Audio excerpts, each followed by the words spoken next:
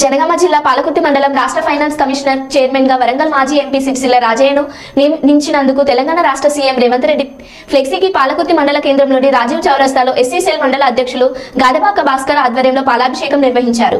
CM Revanth Reddy కార్యకర్తలకు సముచిత స్థానం కల్పిస్తూ పదవులను అప్పజెప్పడం అభినందనీయమన్నారు.